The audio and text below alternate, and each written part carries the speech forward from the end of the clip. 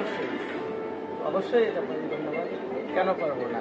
কারণ তাদের এদেশের প্রতি, এদেশের মানুষের প্রতি তাদের ভালোবাসা আছে। ভালোবাসা আছে জন্যই তারা এখনও এখানে বসবাস করতেছে। তারা আসছিলেন কিন্তু যদি নবাবের বংশধর বা আলীবর্দী খানের বংশধর আমরা দেখি, তারা কিন্তু আসছিলেন ইরান থেকে বা পারস্য থেকে, কিন্তু তারা এখানে কিন্তু পারস্যে ফিরে যান। তারা এদেশের মাটির মানুষের সাথে মিশে আছেন, এটা তারা এদেশকে ভালোবাসেন এবং এদেশের প্রতিটা উন্নয়নে বা যেদিকে ওনাদেরকে কাজে লাগানো যায়, আমি মনে করি তারা অনেক আন্তরিকতার সাথে এই কাজগুলো করবেন বলে আমার বিশ্বাস। কারণ এদেশের প্রতি, দেশের মানুষের প্রতি তাদের ভালোবাসা আছে এবং এটা যথাযথভাবে তাদের কাজে লাগানো উচিত। রাষ্ট্র পরিচালনার ক্ষেত্রে রাষ্ট্র তো একটা অনেক বড় ব্যাপার, বিভিন্ন দায়িত্ব বিভিন্ন জনকে দেওয়া হয়। সেরকম যদি স্পেসিফিক কোনো দায়িত্ব তাদেরকে দেওয়া হয়, আশা করি তারা খুবই আন্তরিকতার সাথে এটা করবে এবং আমি মনে করি এটা ভালো হবে। তাদেরকে দিলে এটা ভালো হবে এবং যেমন আরও বিশ্বাস করি যে তারা দুর্নীতিপরায়ণ হবে, কারণ তারা এই দেশের মাটি মানুষকে ভালোবাসে এবং এদের আন্তরিকতার সাথে নিয়ে দেশকে তারা পুনর্গঠনে এগিয়ে আসবে বলে আমি দৃঢ়ভাবে বিশ্বাস করি। নবাব সিরাজউদ্দৌলাকে নিয়ে আমাদের যতটুকু চর্চা আমি নিজেও একটু কিছু করেছিলাম, যেটা উনি বলছিলেন। আমি নিজের নাটোর গভর্নমেন্ট কলেজ যেটা, সেটা সিরাজউদ্দৌলার নামে আমি চেয়েছিলাম আব্বাসকে নিয়ে যে ওখানে একটা অনুষ্ঠান করবো। আপনি যেগুলো চাচ্ছেন ওইগুলো করে একটা সেন্সেশন ক্রিয়েট করা। Frankly speaking, no one cooperated. সেটা অ্যাডমিনিস্ট্রেশন বলেন, ইয়ে বলেন, কেউ করে নেই, ভয় করে নেই। আমার একটা প্রশ্ন আপনার কাছে, আমার কাছে মনে হয়েছে সেই দিন তারা কি সিরাজউদ্দৌলাকে শাসক গোষ্ঠীর প্রতিপক্ষ মনে করে? না, এখন যেটা হয়েছে এটা আগে কি মনে করতো? আমার ধারণা মির্জাফরের লোক ছিল, তারা সিরাজউদ্দৌলাকে কোনোদিনই টলারেট করতে পারেনি। This is the crux of the question. রাষ্ট্রীয় পর্যায়ে যদি আমরা আপনার ইনফরমেশনের জন্য আমি একটু অ্যাড করি, সেটা হলো বিগত সরকার ওদের প্রতিষ্ঠা হয়েছিল আওয়ামী লীগ যে দলটা 23শে জুন 1949 না 48 সালে 23শে জুন নারায়ণগঞ্জে উসমান মঞ্জিলে, ওসমানের দাদা। আচ্ছা, তার বাড়িতে এটা এখন আপনি ভালো জানবেন। আচ্ছা, 2 নম্বর একটু শোনেন, সরকার সেরে দিল নাম দেখাই। সেটা হলো আওয়ামী লীগ মনে করে যে 5000 বছরের ইতিহাসে একমাত্র নায়ক, একমাত্র হিরো, একমাত্র রাষ্ট্রনায়ক শেখ মুজিব, এছাড়া আর পূজনীয় কোনো ব্যক্তি, আর শোনেন না, আর কোনো পূজনীয় ব্যক্তি নাই। এখন আমরা যে নবাব সিরাজউদ্দৌলাকে রেসপেক্ট করি, যে আমাদের স্বাধীন বাংলার শেষ নবাব এবং উনি স্বাধীনতার জন্য জীবন দিয়ে গেছে। উনি তো ইস্ট ইন্ডিয়া কোম্পানির সঙ্গে মির্জাফরের সাথে কম্প্রোমাইজ করলে নবাবী চালাইতে পারতো আরো 20-30-40 বছর, কিন্তু উনি সেইটাতে যায় নাই।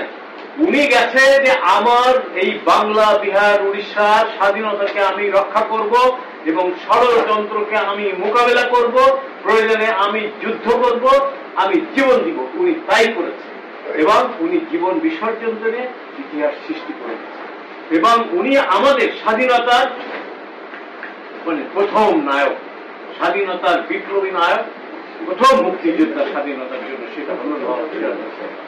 তারপরে আরো অনেক, আমি আমার উত্তর পেয়ে গেছি, এটাই উত্তর। তাই নাম লিখছো ভাই, লেখো না, আব্দুল লতিফ। আর নামের মধ্যে নাম আরো যখন টেলিফোন করলো আমাদের নবম বংশধর, সিরাজউদ্দৌলার নবম বংশধর জনাব আব্বাসউদ্দৌলা, তো আমি দেখলাম যে আসলে ওনার সম্মানে অন্তত আমরা 2-4 জন 10 জন যাই হই, আমরা মাসুদের অফিসে বসে জাস্ট একটু চা নাস্তা খাওয়া, নিজেদের মধ্যে একটু আদান প্রদান করা, এই উদ্দেশ্যে আজকে অনুষ্ঠান। আমাদের শ্রদ্ধায় আমাদের মাথা নিচু হয়ে যায় তার যে ভূমিকা। আমি অনেকদিন থেকে চিন্তা করছিলাম যে সিরাজউদ্দৌলা ইনস্টিটিউট করার জন্য, সেখানে গবেষণা হবে, সিরাজউদ্দৌলা একাডেমিক বা ইনস্টিটিউট করবে, সেখানে একটা স্কুল থাকতে পারে এবং একটা গবেষণা কেন্দ্র হতে পারে। একমাত্র একজন কর্নেল আমাদের সুফি আহমেদ, তার নামকে স্মরণ করছি, উনি আমাকে বলছেন, স্যার আমি আপনার সঙ্গে আছি, আমি আপনার সঙ্গে আছি। তো আসলে সংগঠন করার জন্য খুব বেশি লোক লাগে না।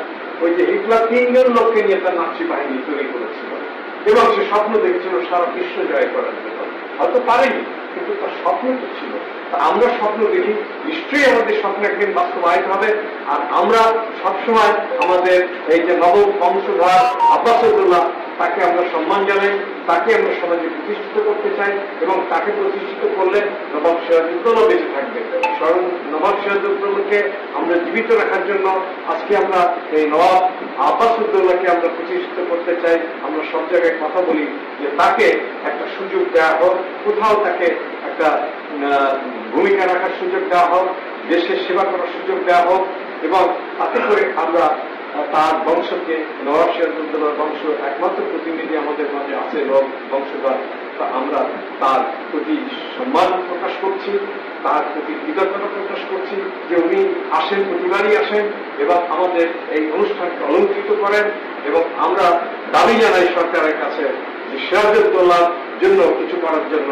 এই সরকার তো আগের সরকারের মতো নাই, এই সরকার নিশ্চয়ই অনুধাবন করবে সিরাজউদ্দৌলার যে ভূমিকা উনি রেখে গেছেন বাংলাদেশের জন্য, বিহার, বাংলা, উড়িষ্যার জন্য, এই স্বাধীন নবাবের যে ভূমিকা, সেটাকে আমরা গবেষণার মাধ্যমে যদি জাতিকে স্মরণ করাতে পারি, এই যে পাঠ্য বইতে আমরা সংযুক্ত করতে পারি, তাহলে সেটা একটা ভালো কাজ হবে। আশা করি সরকার বিষয়টি বিবেচনার সাথে, সহানুভূতির সাথে দেখবেন। এবং উনি যে কথাগুলো বলেছেন অত্যন্ত মূল্যবান। উনি সিরাজউদ্দৌলাকে ভালোবাসেন, আমাদের প্রতিটি প্রোগ্রামে উনি আসেন, উনি প্রাণের টানে, মনের টানে উনি এসে হাজির হয়েছেন। এই জন্য আব্বাস উদ্দৌলাকে ধন্যবাদ। পৃথিবীর অনেক দেশেই আমরা দেখেছি যে হচ্ছে নবাব যারা থাকে, যারা থাকে, যাদের শাসন আমল হচ্ছে চলে আসতেছিল, যেমন ব্রিটিশরা এখনো তাদের হচ্ছে সেই তাদের যে রাজা বাদশাহ সেই ঐতিহ্য ধরে রেখেছে, ঠিক আছে। কিন্তু আমাদের উপমহাদেশে এটা হলো খুব একটা প্রভাব আমরা দেখি না। যেমন ইরানেও ওখানে যারা হলো শাসক ছিলেন পূর্ববর্তী, তাদেরকে রাষ্ট্রীয়ভাবে বিভিন্ন মর্যাদা দেন। বাংলাদেশে বা ভারত পাকিস্তানে ওইভাবে এখনো হয়ে ওঠেনি। যেমন মোগল বংশধর এখনো ভারতে আছেন, পাকিস্তানেও আছেন, নবাবের সিরাজউদ্দৌলা বংশধর আমাদের দেশে আছে, কিন্তু রাষ্ট্রীয়ভাবে এখনো তারা ওইভাবে মূল্যায়িত হয়নি। এটা খুবই সহজ একটা বিষয়, তাদেরকে মূল্য দিলে কিন্তু রাষ্ট্র সম্মানিত হয়। আর যেটা অষ্টম বংশধর যেটা বলতেছেন, উনি আমাদের বিদ্যুৎ উন্নয়ন বোর্ডের গুরুত্বপূর্ণ দায়িত্বে ছিলেন, ওনার অনেক অবদান আছে। বাংলাদেশের পুলিশ বিদ্যুতের যে প্রসার তার হাতেই হয়েছে, তো সেই ক্ষেত্রে উনি গত হয়েছেন।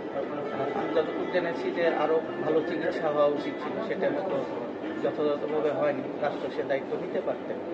তো এভাবে আসলে তাদের সম্মান দিলে কিন্তু কারো রাষ্ট্রের সম্মান কমে যায় না, বরং রাষ্ট্রের সম্মানও বাড়ে।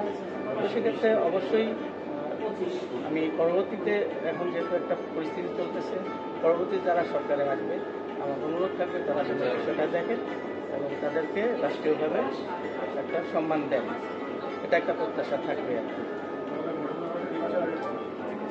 লাস্ট কোশ্চেন যাই, যেটা হচ্ছে যে বর্তমানে আমাদের সাথে আছেন নবম রক্তধারা নবাব সিরাজউদ্দৌলা।